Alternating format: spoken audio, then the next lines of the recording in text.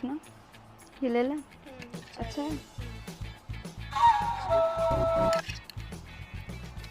अरे वो आदमी कब से मुझे देख रहा है घूर घूर के। ये हीरोइन पार्ट 3 के लिए करेक्ट रहेगी, इसको साइन करता हूँ।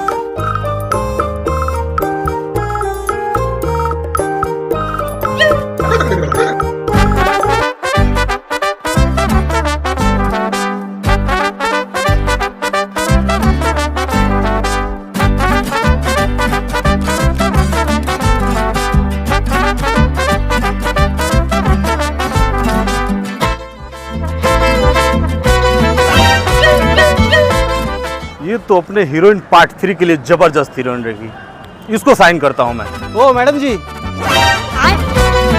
मैडम मेरी एक फिल्म है, आपको करना है, ये मेरा रहा विजिटिंग कार्ड। ठीक है, मेरे मैनेजर आपसे कांटेक्ट करेगा। ठीक है, धन्यवाद। 2 किलो 4 किलो कबाड़ मिलने से जिंदगी ना चली। हमारा से सीखो, हमारा से। हम रोनी पूना में लोग पानी पी के बोतल फेंके, ओकरा से पहले खानी में गिर जाए, जाके बोतल बीन के ले आई तब नहीं दुकान चमकता। आ यहाँ तो कलकत्ता में रहनी तो चुमुक में पैसा सटाई, चुमुक।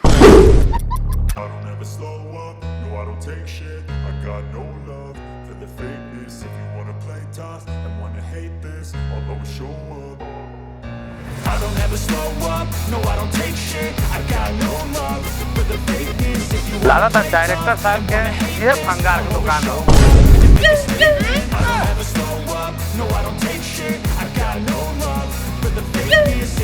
बाबू गजोदर कबाड़ का दुकान ये है का?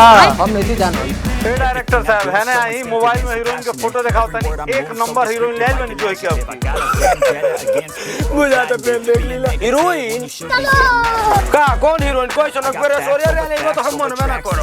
ऐसा हीरोइन भी है, अगर तू ओकर फोटो देख लेबो तो तोहरा ये क्या जुर्माना खुलल के खुलल रह जाए। वो तो हम की पता वाला पिछले बार देखो लो हमर घर पे चला, तू तो पानी में रारू भाग गई। सुना, आज लोग पटराना पीडी मॉल में एकरा के देख के नहीं और इनके साइन करे वाला। लेकिन एगो बात बताई प्रोड्यूसर साहब, पहला फिल्म कोनी रहुआ कहानी तो सुपर हिट गई, दूसरा फिल्म कोनी जा वो सुपर हिट गई, तो साला पैसा जात कहां बा? रोज के रोज हम गरीबी में पीछे मुकी घुस कर जाता नहीं। देखिए डायरेक्टर साहब, जितना राउर हिसाब किताब बा हम बिहने पूरा सेट पर दे, रहुआ काल 10 बजे सेट पर पहुंच जाए, हम हीरोइन के लेके आवता नहीं। एक और चीज, पिछला बार जो झाल कपूर रहा है वो हीरो नहीं है आपकी हो, सुपर हीरो हुआ, हीरो हुआ रही, हम चलते हैं। अच्छा रे कोनो बात ना, को जा फिर बर्बाद होगा। सोनिया दिल से मिला ले, मत को बात करेगा। हां डीजे गाना मत कर। कौन है रे? एगो नया खुशखबरी मिलल बा। प्रोड्यूसर साहब बानी नु आके खूब सुंदर हीरोइन प्रोले बनी, तर वो फैन हीरो के रोल करे बा। तर वो काल 10 बजे सेट पे आ जाए, हम लोग बेहतर वो को भेज के। ठीक बा ठीक बा डायरेक्टर साहब। है सत्या कान खोल कर सुन ले, डायरेक्टर साहब के काल के ऑर्डर आ गए बा, 10 बजे फिल्म शूट कर।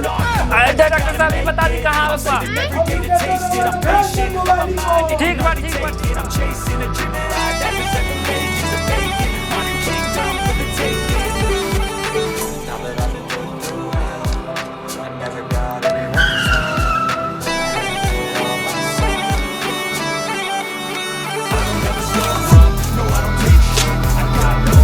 क्या मस्त लोकेशन में लेके आया हूँ मैडम, आपको देखिए एकदम जबरदस्त लोकेशन, एकदम गांव का है। ये मैडम डायरेक्टर साहब आ गए। क्या माल है यार।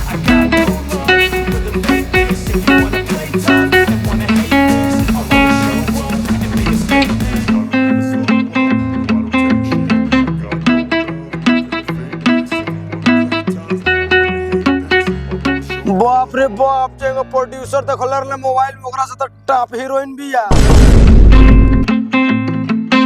अरे डायरेक्टर साहब, हमारे अभी देखला में हाल बा, पूरा का पूरा 1 महीना शूट करे बा, होश में आई पूरा का पूरा 1 महीना हीरोइन के साथ शूट करे बा हमनी के। खाली सपने में देखी साक्षात सामने बानी यहाँ के। सर ये कौन सा लोकेशन है? आपने तो बोला था दुबई में शूट करेंगे, आप तो गांव में लेके आ गए हैं।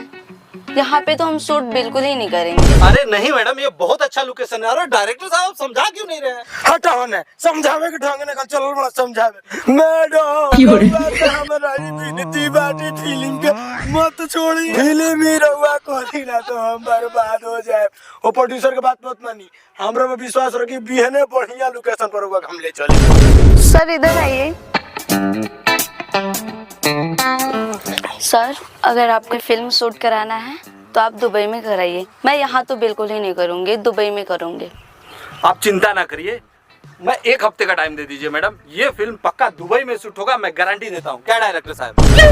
1 हफ्ता का मत कहो, हीरोइन इतना सुंदर बड़ी, उनका खातिर हम अपने कबाड़ के दुकान बेच दे, ले चले के। ठीक बा, चलिए आइए मैडम।